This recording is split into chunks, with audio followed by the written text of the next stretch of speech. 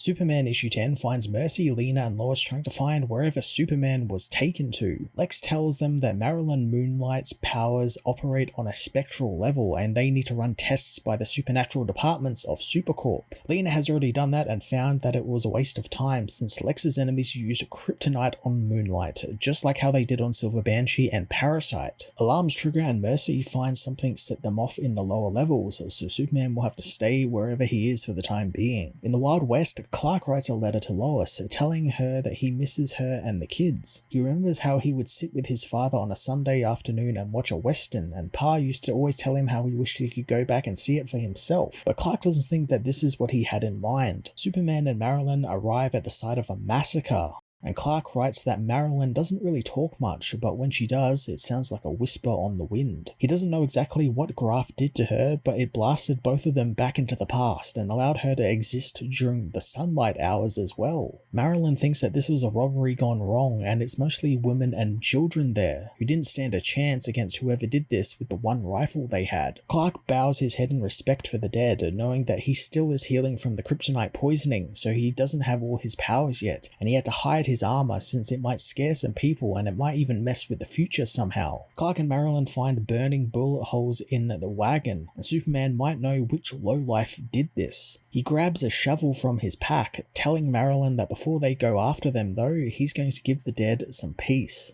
As the sun sets, Superman digs the graves for the murdered people, writing that no matter how long it takes, he's getting home to Lois. In Bibbo's saloon in Metropolis, Tobias Manning, better known as Terror Man, brags about the 12 men he killed in a wagon party he raided, having taken all the coin they planned on spending in the big city. The guy he's playing poker with just wants him to shut up and to play his hand, but Tobias gets sick of the man, blasting him out of the saloon window with his laser gun. He demands another round from the barmaid, threatening to kill her if she doesn't get it for him. The young Graft, Farm, and their mother arrive, hoping to hire Tobias to help deal with the bandit problem plaguing them as he stole one of their new creations of theirs, and they want it back. Tobias agrees and there is no place the bandit can hide from him, but Superman isn't hiding, confronting the old villain in the doorway of the saloon. The boy's mother points him out as her bandit, and Tobias recognizes the hero, having not seen him in a long time. He tells the old woman that he and Superman have had their fair share of run-ins, and he thought coming back to this time would allow him some time to enjoy himself without anyone finding him. Superman doesn't care since Terror Man killed people and he's taking him in. The villain doesn't think so, knowing that Superman is powerless, since if he had powers, Superman would have just swooped in and taken him to jail. So he thinks the hero is trapped there, and he won't bring him in since the time machine he has is Superman's only ticket home, so the hero needs him. Superman calls the villain a chicken for hiding out there, and Terror Man wants to handle this the old-fashioned way with a duel outside. Superman and Terror Man take up their positions in the street, with Superman telling Tobias he doesn't need a gun. The villain thinks that he's just being cocky, but he has no problem shooting him down in front of the innocents of the town. Terror Man says that they will go on the count of 3, but like the chicken he is, he fires on 1, riddling Superman with laser blasts.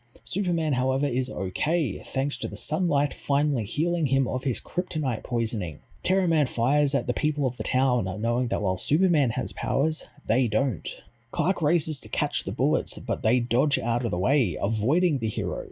Terror Man whistles for his hoverbike and time machine, knowing that Superman might stop his tracer bullets, but he won't be able to in time, and he'll be long gone before that even happens, and Superman will be stuck there forever. Superman, however, catches all of the bullets as Tobias gets ready to jump back in time another 10 years so he can kill as many people as he can before he meets Superman again. Marilyn Moonlight, however, lassos Terror Man's bike, hog-tying him down on the ground as Superman reveals that Moonlight found the villain's hoverbike and time travel device while they were having their stare down. Terror Man is thrown in jail, and that surprises Marilyn. But Superman knows that he can sweat it out there with a little bit without his time travel tech, and he'll send some of his friends back in time to return Tobias to where he belongs. But first he has to answer for his crimes in this time, and the people of the town need to know he didn't get away with it. Clark grabs the big case containing the invention Graft and Farm made, knowing that it can help with a mystery back in Metropolis when he gets home. He asks if Marilyn wants to talk about it, since she inspired herself to become a hero, as Marilyn was the barmaid that Terror Man threatened.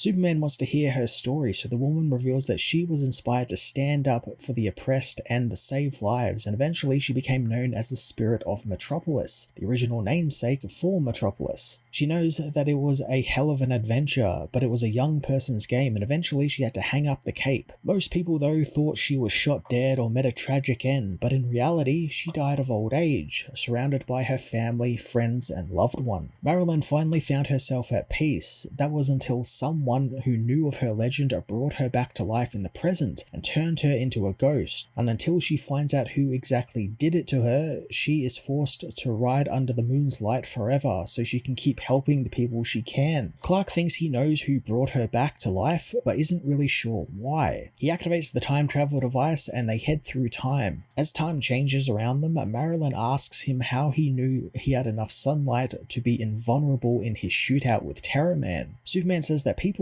like Terror Man see him and they see his smile and the cape and they underestimate him, and he has learned to use that to his advantage. As they arrive back in the present day Metropolis, Marilyn begins to fade in the sunlight, but Superman promises that he will find out who brought her back and he will give her the peace she deserves. Clark finishes out his letter to Lois, knowing what his father saw in the westerns, and while a visit to the past is nice, he really wouldn't want to live there, mainly because he wouldn't have Lois there with him. Clark heads into space to survey the world before helping a cat out of a tree and putting out a fire with some firemen. He returns home to give Lois her letter, but he can't find her there or at the Daily Planet offices. He heads to Supercorp, calling out for Lois, Mercy, or Lena, finding it completely empty. Lena appears from behind a desk, pleading for Superman to run and fly away quick, but it's too late as a kryptonite gas grenade is thrown at them. Superman refuses to leave Lena there as he's smashed in the head and beaten down by Graft, Farm, the Chained, and a mysterious being in a Luthor warsuit. Graft calls them the Lex Luthor Revenge Squad, and they are missing one crucial element, a person who has been hounded and betrayed by Lex Luthor countless times. The villain offers Superman his hand, offering Superman a place on the Lex Luthor Revenge Squad.